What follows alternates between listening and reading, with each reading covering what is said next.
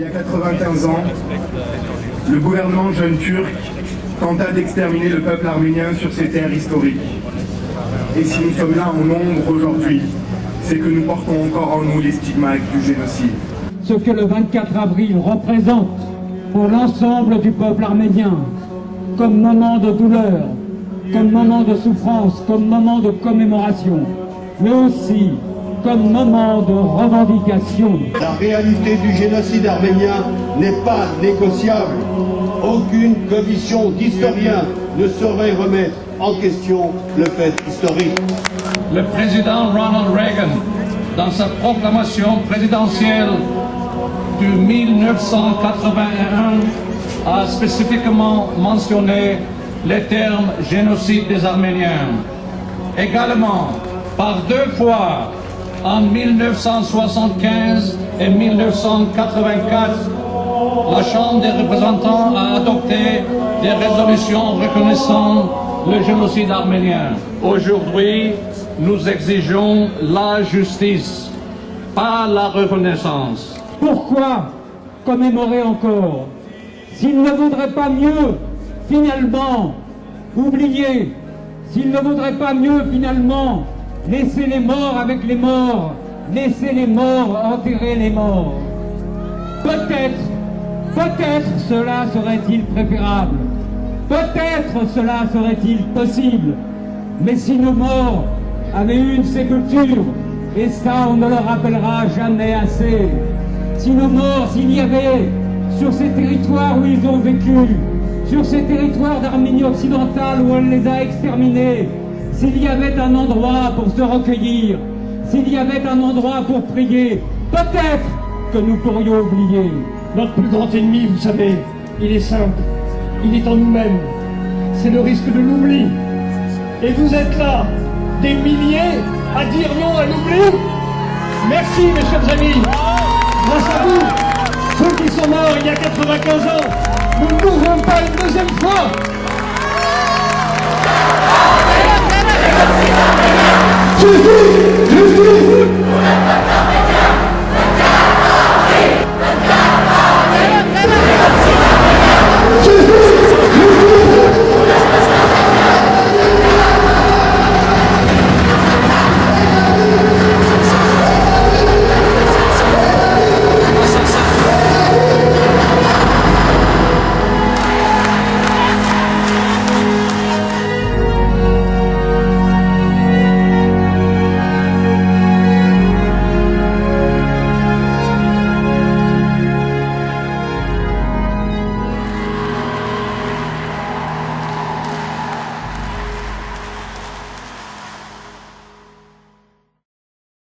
Les Arméniens ont affaire à un négationnisme qui n'est plus un négationnisme sectaire, mais qui est un négationnisme d'État. Ils ont face à eux et contre eux un grand État puissant, doté de tous les moyens de chantage que l'on peut imaginer. Et c'est vrai que ces dernières heures, quand je réfléchissais à tout cela et à ces minutes que je passerai avec vous, je me demandais ce qu'il serait advenu des survivants de la Shoah, ce qu'il serait advenu des Juifs de ma génération, nés au lendemain de la Shoah, s'ils avaient eu en face d'eux une Allemagne structurellement négationniste, une Allemagne niant le crime.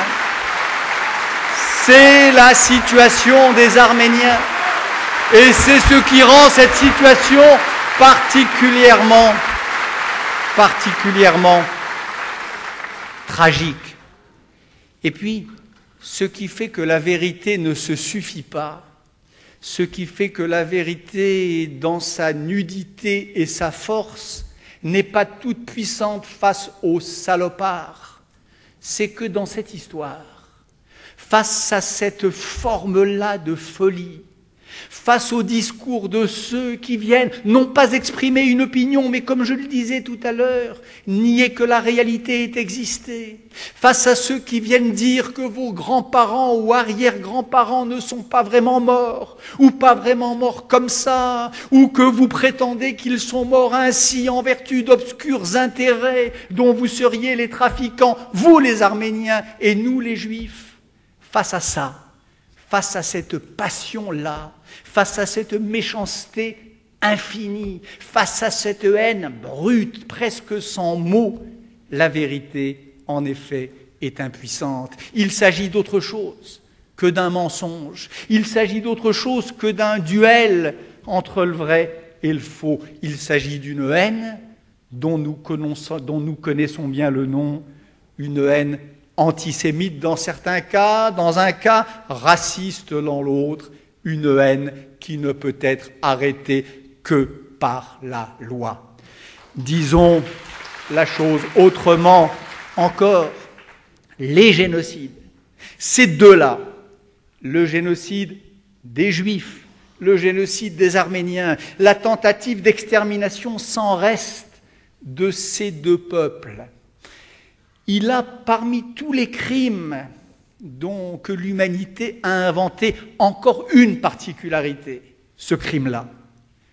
Une des choses qui caractérise le génocide et qui le distingue, c'est ceci, c'est qu'il intègre dans son dispositif même, dans le moment même où il opère son geste criminel, il intègre déjà sa propre négation. L'acte négationniste est contemporain de l'acte criminel. On le sait pour les hitlériens. On sait comment Himmler, en juin 1942, crée un commando spécial, le commando 1005, pour aller déterrer les cadavres, les brûler et en disperser les cendres. On sait comment les nazis inventaient des euphémismes.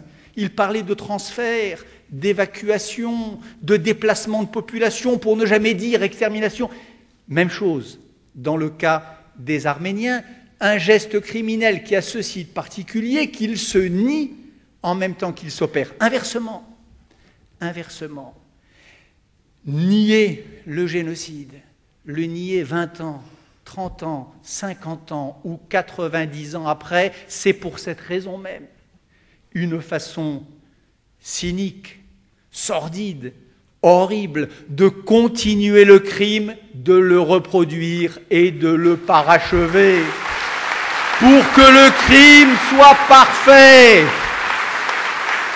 les Juifs le savent bien et les Arméniens le savent avant eux. Pour que le crime soit parfait, il faut qu'il soit sans trace.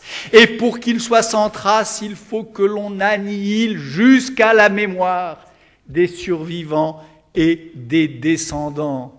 Ainsi, on prétend achever les Juifs, ainsi on prétend achever les Arméniens, et c'est la raison pour laquelle le négationnisme peut être à bon droit qualifié de stade suprême du génocide, et c'est la raison pour laquelle il est si important qu'il soit sanctionné par une loi.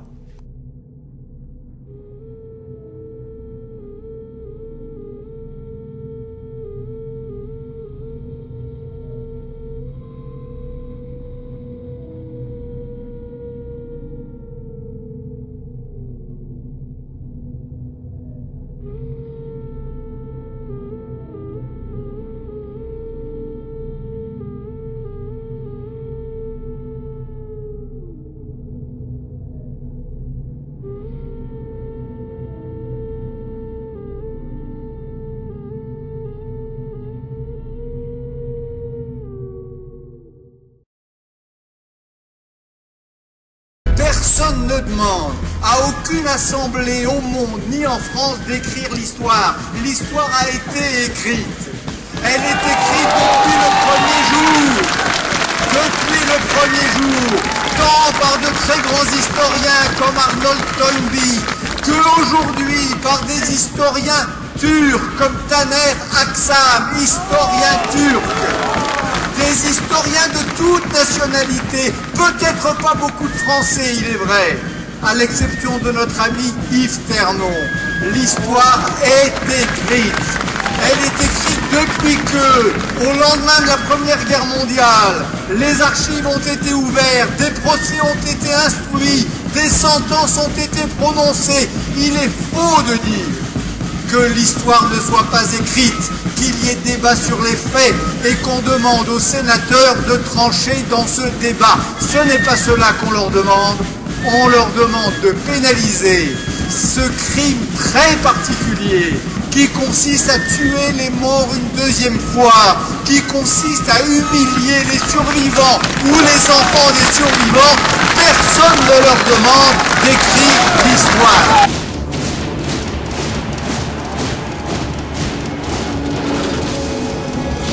Nous sommes là pour défendre ces voix qui se sont tues, ces voix qui n'ont plus personne pour se défendre.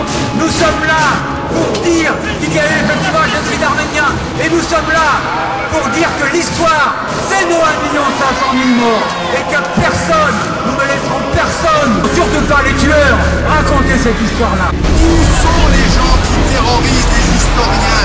Qui aujourd'hui terrorise les historiens? Sinon, précisément les négationnistes, et en particulier les tenants du négationnisme d'État turc. A exercer son chantage sur les États du monde entier pour empêcher toute reconnaissance du génocide.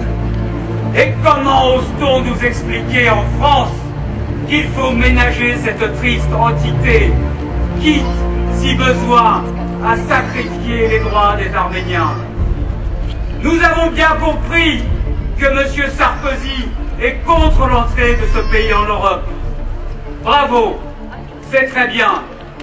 Mais est-il pour autant admissible qu'il se rachète une conduite aux yeux de ses dirigeants en acceptant de renier, par compensation, la parole donnée à notre communauté?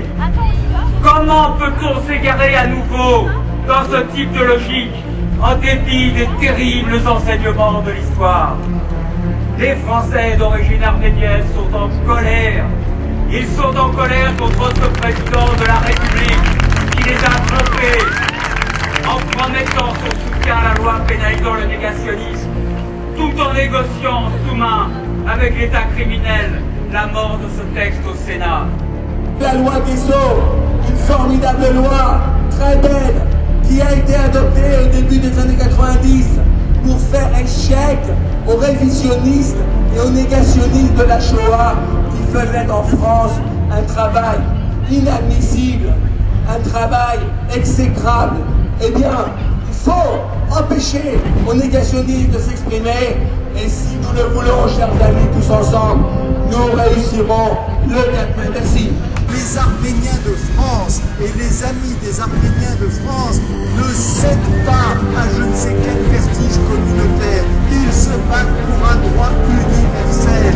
Ils se battent pour un droit qui, s'il était entamé dans leur cas, serait entamé dans tous les autres cas. Ils sont les avant-gardes, ils sont aux avant-postes, ils sont les sentinelles du deuil et de la mémoire. Armés de notre seul rameau d'olivier, nous avons fait, pour notre part, sauter le verrou qui depuis 4 ans bloquait cette loi au Sénat.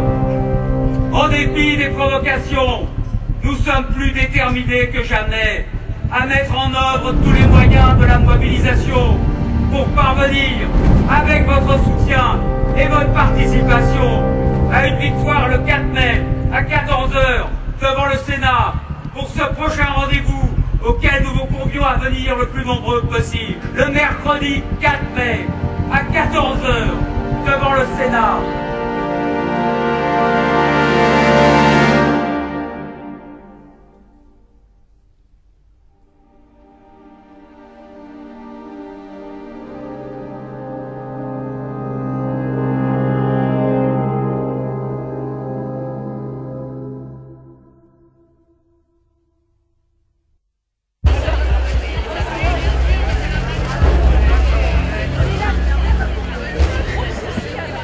Chers amis, la séance au Sénat va bientôt commencer d'ici 1 ou 2 minutes pour vous dire que nous vous tiendrons au courant de ce qui se passe minute par minute l'histoire, notamment de la reconnaissance du génocide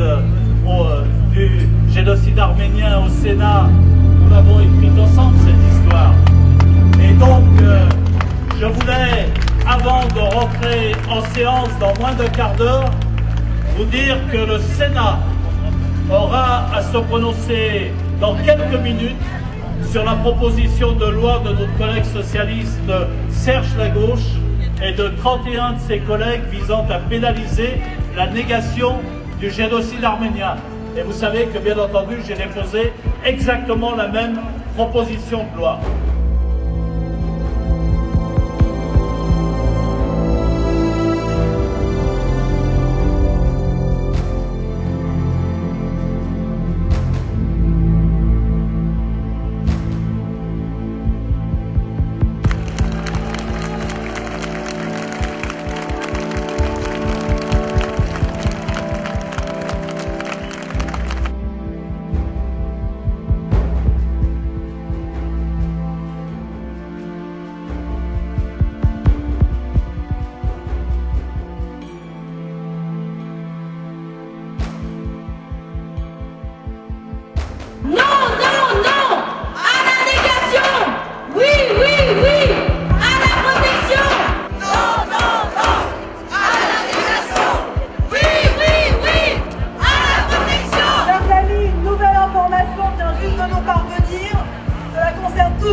Les débats concernant la commission des lois et l'exception d'irrecevabilité.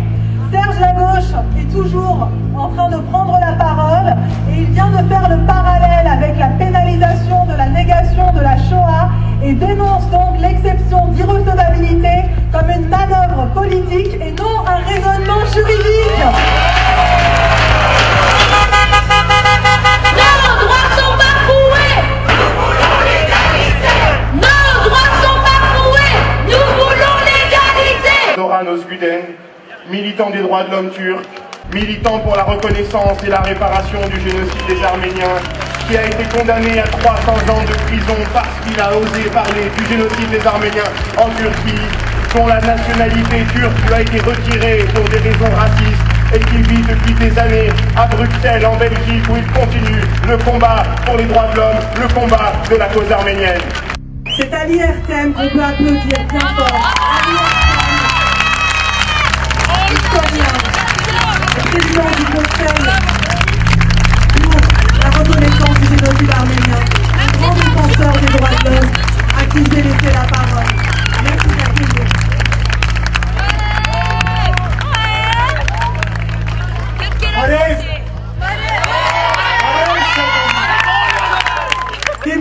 İkinci başkanımız Soykırım Karşıtları Derneği'nin ikinci başkanı Bülent Gül bugün ve dün bundan sonra da Erivan'da o da soykırım kurbanlarının anısına bir gül bırakmaktadır, bir çelenk bırakmaktadır.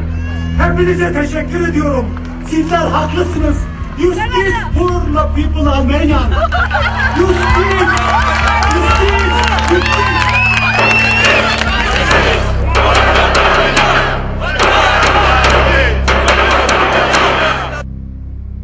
Jean-Claude Guessot, l'auteur de la loi Guessot qui interdit le négationnisme du génocide des Juifs, a lui aussi apporté son soutien à la loi qui interdit le négationnisme du génocide des Arméniens. Même Guessot, même l'auteur de cette loi, veut l'extension pour le cas des Arméniens.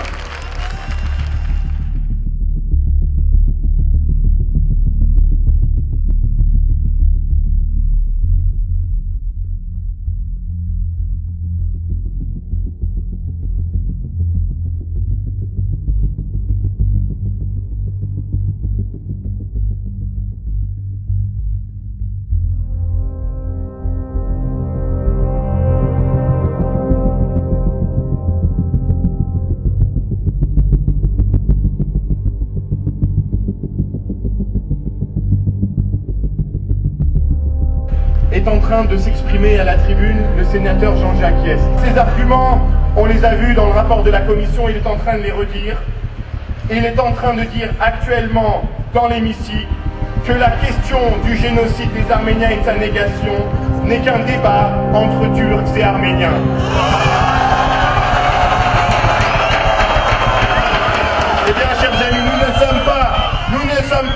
citoyens de seconde zone. Les drapeaux que vous portez sont des drapeaux français, sont les drapeaux de la République française.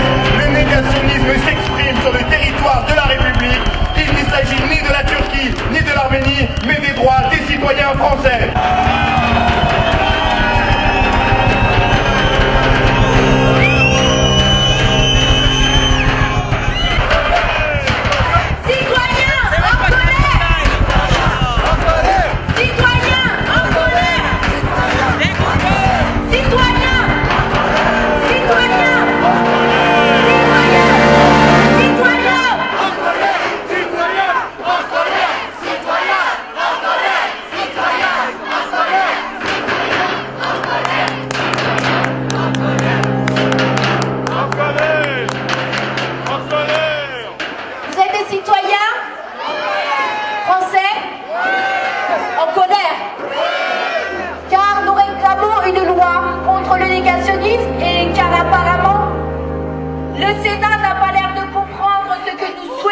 Vous connaissez ce sénateur Badinter, il est farouchement contre cette loi.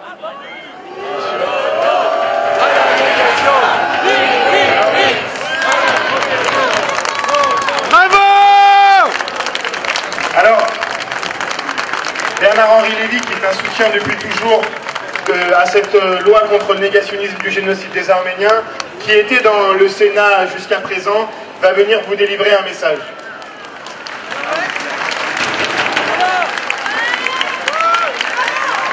Juste deux mots, je vais passer immédiatement la parole à Bernard-Henri Lévy. On vient d'assister au débat. Il y a eu déjà 1h30 de débat. Les gens des différentes composantes du Sénat se sont exprimés. Il est à noter qu'il y a des gens de l'UMP qui se sont exprimés pour et des gens qui se sont exprimés contre, de la même manière du côté du Parti Socialiste. Moi, je suis évidemment encore sous l'émotion de ce que j'ai entendu, parce qu'il y a eu évidemment, comme on pouvait s'y entendre, et c'est toujours très très dur à accepter, énormément d'amalgames, des propos qui n'avaient rien à voir. On a parlé de l'Azerbaïdjan, on a parlé du Karabakh, on a dit à nouveau que ce n'était pas au Parlement d'écrire l'histoire. Je laisserai Bernard-Henri Lévy faire vous donner sa première analyse et sa première impression de ces débats. Ce qu'il faut savoir, c'est que pour l'instant, les débats vont encore continuer. On en a au bas mot pour au moins encore une demi-heure, 3/4 d'heure avant que le vote puisse être exécuté. Votre présence est ici, bien sûr, très très importante. Le sort de cette loi est pour l'instant incertain. Je vais passer, chers amis, immédiatement la parole à Bernard-Henri Lévy, qui nous accompagne et qui même pas nous accompagne, qui est en première ligne avec nous de ce combat depuis 2006, depuis ce fameux meeting à la Mutualité où il a assisté. Et je voudrais qu'il nous donne ses premières impressions.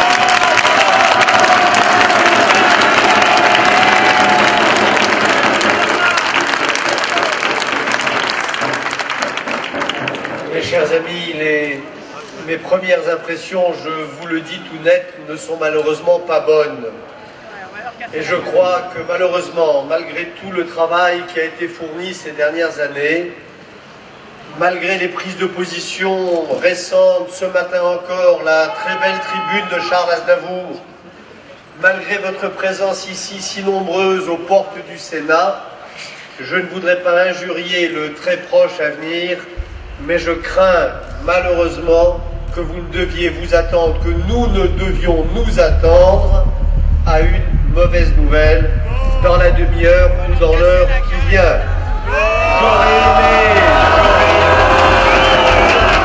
J'aurais aimé pouvoir vous dire le contraire. Peut-être me trompais-je, peut-être serai-je démenti dans les minutes qui viennent, mais je sors de cette heure de débat à laquelle nous avons assisté avec quelques-uns d'entre vous un peu découragés et accablés. D'abord, des contre-vérités manifestes. Il faisait peine de les entendre dans un palais et pas n'importe lequel de la République. L'idée que l'article 1382 du Code civil permettrait à l'économie, si j'ose dire, de faire face à toutes les questions, toutes les offenses, tous les outrages reçus par les descendants des victimes du génocide contre les Arméniens. Cela est inexact. Tous les juristes le savent, tous les avocats qui se sont trouvés confrontés à ce type d'affaires le savent. L'article 1382 du Code civil ne remplacera jamais une pénalisation claire du négationnisme. Contre-vérité aussi qui a été proférée, l'idée que la notion de génocide n'existant pas en 1915, étant d'apparition plus tardive, ne saurait s'appliquer rétroactivement par une loi votée aujourd'hui. Là encore, c'est faire fi et des lois de la conscience auxquelles Gérard Collomb, le sénateur de Lyon, s'est admirablement référé, mais c'est faire fi tout simplement de la connexion historiquement établie entre les deux génocides. C'est, comme vous le savez, le même homme, Raphaël Lemkin, qui a construit la notion de génocide en s'appuyant sur l'expérience de ce double génocide, le séminal, le premier et l'arménien, et puis celui qui fut sanctionné par les tribunaux de Nuremberg, le génocide, la destruction des Juifs, la Shoah. L'argument encore qui pour moi est vraiment l'exemple même de la confusion intellectuelle, l'argument on ne va pas laisser, on ne va pas demander à la représentation nationale de dire l'histoire à la place des historiens, comme s'il s'agissait de cela. Comme si on avait attendu les sénateurs ou les députés ou même nos contemporains pour dire la vérité historique qui est connue depuis des décennies, quasiment depuis le premier jour. C'est pas de ça qu'il s'agit, bien sûr. Ni dans la loi de 1901, qui n'a jamais prétendu de 2001, qui n'a jamais prétendu se substituer aux historiens, ni dans celle d'aujourd'hui. L'une et l'autre avaient pour mission, ont pour mission, auraient pour mission, si elle était votée aujourd'hui, non pas de gêner les historiens, mais au contraire de leur faciliter le travail, de les débarrasser, de débarrasser la voix, le champ de ces vrais terroristes de l'esprit, de ces vrais empêcheurs de penser, de ces vrais empêcheurs de faire de l'histoire que sont les négationnistes. Osez dire dans l'enceinte du Sénat que cette loi viendrait gêner les historiens alors que c'est l'inverse. Et la loi de 2001 et la loi d'aujourd'hui qui en serait le prolongement et comme l'accomplissement ont au contraire pour vocation et auraient pour véritable fonction de venir à l'aide, en renfort, en appui des historiens. Il y avait là comme un parfum de négationnisme qui ne se disait pas, mais qui tout de même apparaissait entre les lignes. J'ai entendu aussi dire que cette affaire de loi qui était débattue aujourd'hui consistait à s'immiscer dans un débat qui ne nous regardait pas, nous Français, entre la Turquie et l'Arménie, comme si le million de victimes du génocide, comme si la mémoire de vos grands-parents ou arrière-grands-parents, c'était une affaire de relations politiques, diplomatiques, peut-être économiques, bilatérales, entre l'Arménie et la Turquie. C'est bien cela qui a été dit. Réduire cette affaire de conscience, réduire cette tragédie que vous êtes un certain nombre dans notre pays à porter comme une blessure ouverte au flanc et au cœur, à une affaire de diplomatie bilatérale entre deux pays qu'il faudrait laisser arbitrer leurs différends sans que nous nous y emmêlons, était d'une grande obscénité. Peut-être plus cynique encore l'insistance avec laquelle a été plaidée par les orateurs de droite et hélas souvent de gauche, la nécessité de ne pas froisser, contrarier, blesser nos amis turcs.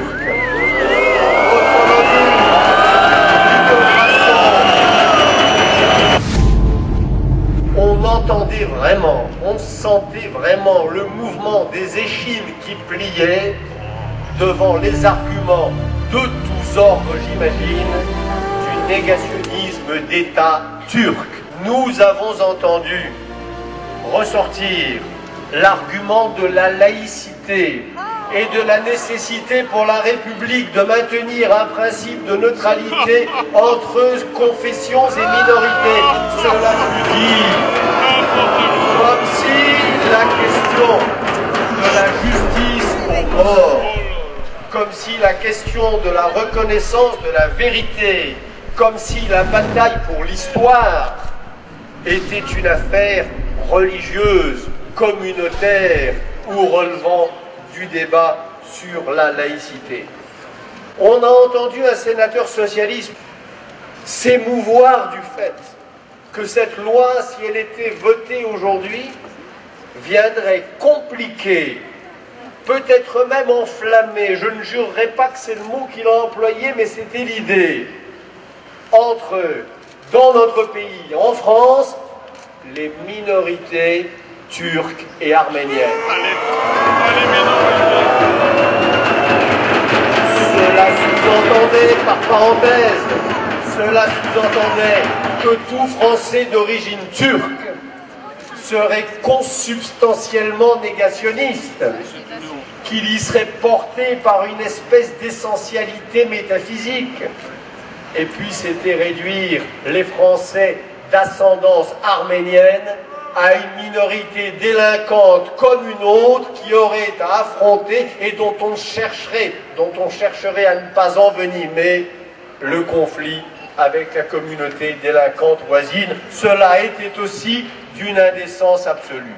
Et puis enfin, au sommet peut-être de l'indécence, cela aussi nous l'avons entendu dans ce lieu de sagesse, dans cette chambre haute où les lois sont supposées recevoir leur validation définitive et le sceau de leur conformité avec l'esprit de la République, on a entendu dire enfin que la France n'avait pas interféré dans un conflit très ancien, certes dommageable, certes extraordinairement meurtrier, mais très ancien, et dans lequel elle, la France, nous, les Français, n'avons pas été partie prenante. Alors de deux choses l'une, ou bien l'on croit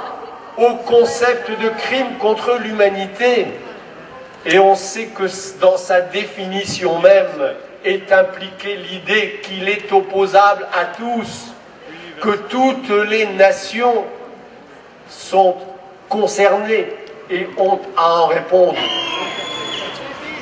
Petits-enfants, arrière-petits-enfants des victimes du génocide arménien, Français d'origine arménienne, Arméniens français, vous êtes venus ici accomplir la plus belle tâche qui soit au monde, qui est de porter la souffrance des vôtres, qui est aussi la souffrance de l'humanité tout entière. Vous êtes, depuis vous et vos pères, les tombeaux de vos pères, les tombeaux de vos anciens. C'est à ce titre que vous êtes là aujourd'hui, c'est à ce titre que sont à vos côtés tous ceux qui, comme moi, pensent que les génocides ne se divisent pas, pensent qu'il y a une solidarité des ébranlés qui doit primer sur toutes les arguties et toutes les lâchetés. J'ai peur que ce soir, mes amis, nous n'ayons perdu une bataille. Quant à la guerre, il faudra voir, ceci n'est certainement pas notre dernier rendez-vous.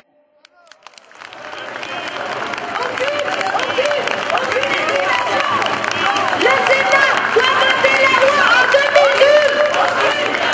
Le Sénat doit voter la loi en 2012.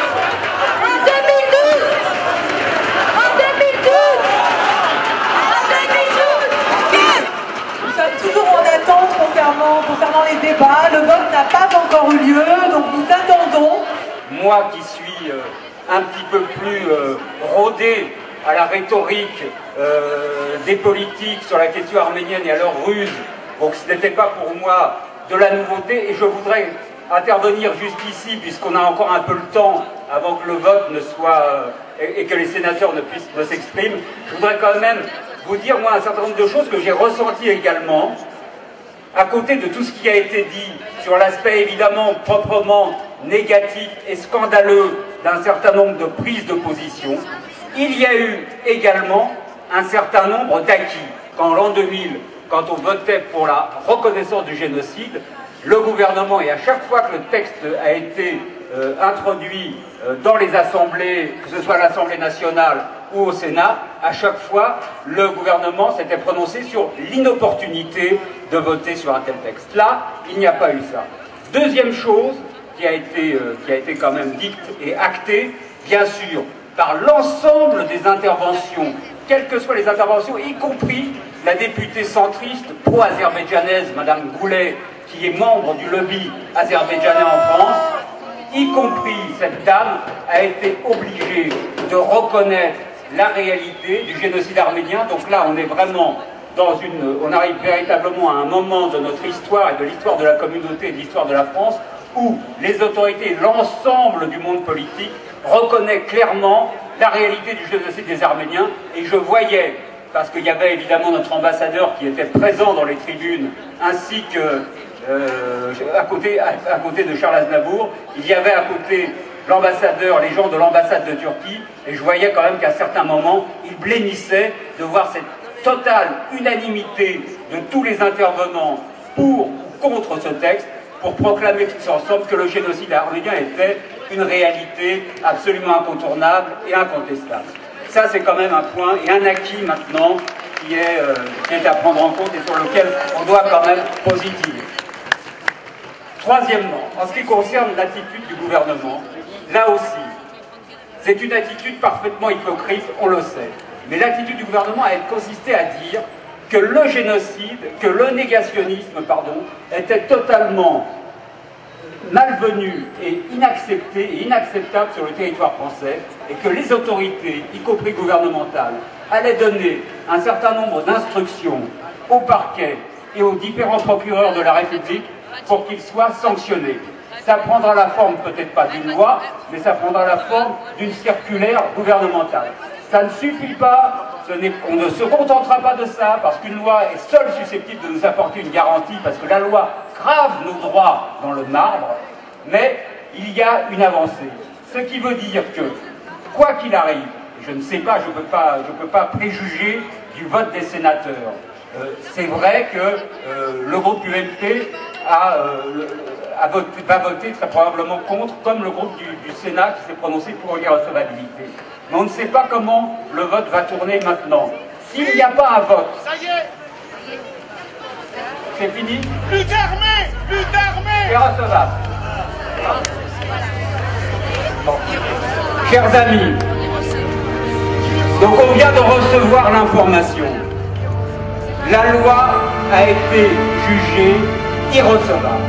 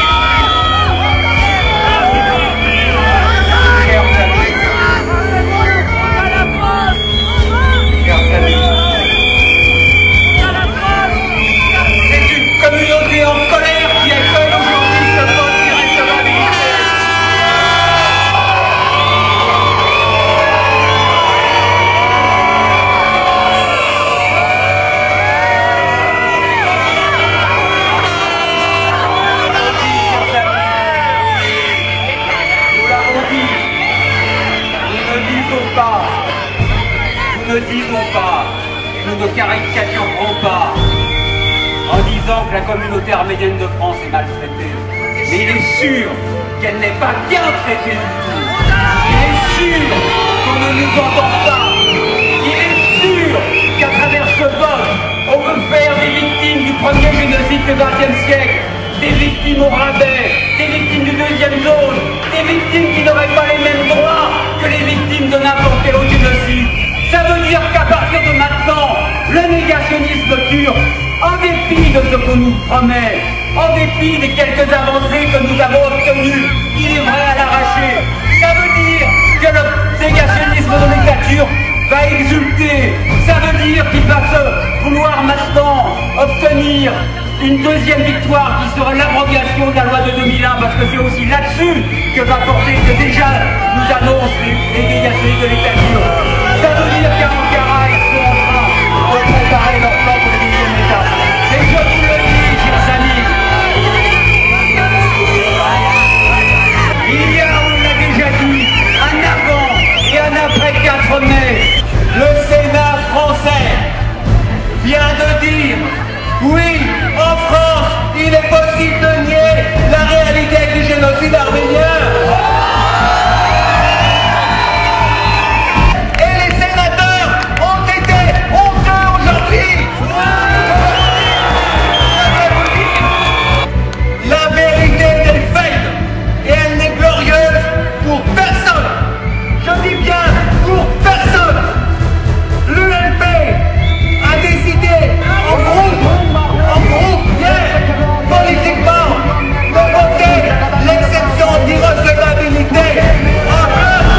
Mais nos amis socialistes ont manqué de courage aujourd'hui parce qu'ils ont laissé la liberté de vote à chacun.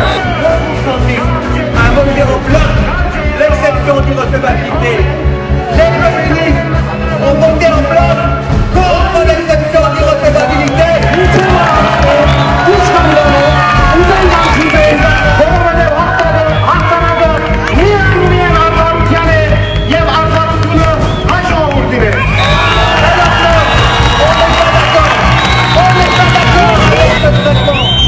On n'est pas d'accord avec le traitement dont nous sommes en train aujourd'hui. Il y en a assez. Il y en a assez. Et il ne faut pas compter sur nous pour abandonner le combat. Oui, nous ne lâcherons pas. Nous ne lâcherons jamais. Car nous en avons fait le serment aux 1 500 000 victimes du génocide arménien de 1915. Nous irons jusqu'au bout.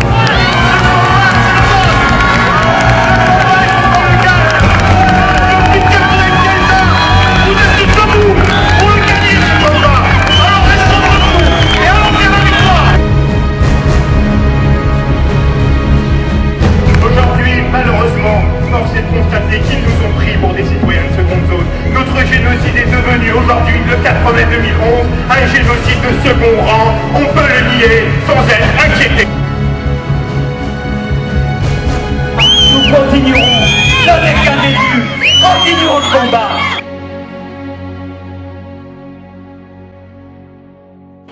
Les morts sont la proie des vivants, disait Jean-Paul Sartre. Ils sont sans défense et comptent sur la voix qui est en nous et qui résiste aux seules préoccupations du quotidien. Cette voix qui nous demande de rester, à certains moments de notre vie, les témoins de l'invisible. Voilà pourquoi, 96 ans après 1915, aucun Arménien au monde ne peut oublier le martyre des 1 500 000 innocents sacrifiés sur l'autel des chimères nationalistes d'un empire décadent. L'histoire du peuple arménien, ce n'est pas seulement un peuple qu'on a mené comme des moutons à l'abattoir. C'est aussi un peuple qui a résisté. C'est aussi un peuple qui s'est battu. Et je pense bien entendu au mouvement des Fedaïs qui ont protégé les populations civiles pendant les massacres. Je pense bien entendu à ces survivants du génocide qui ont remporté cette victoire exceptionnelle de Sardarabad qui a donné naissance à l'Arménie. Je pense à la 3e génération, à cette génération qui dans les années 75 et 80 a brisé le mur du silence. Je pense à ceux qui se sont battus en Arménie ce mouvement populaire qui a permis de garder vivant l'indépendance de l'Arménie. Je pense à ceux qui, au Karabakh, ont gagné, ont mené les victoires d'Ardan, ont mené les victoires de Fizuli, ont mené les victoires de Lachin, ont mené les victoires de Souchi. Tout cela, et je pense bien entendu à tous ceux qui sont morts sous les couleurs du drapeau français, sous les couleurs de notre bleu blanc rouge. Je pense à ceux du groupe Manouchian qui se sont engagés dans la résistance.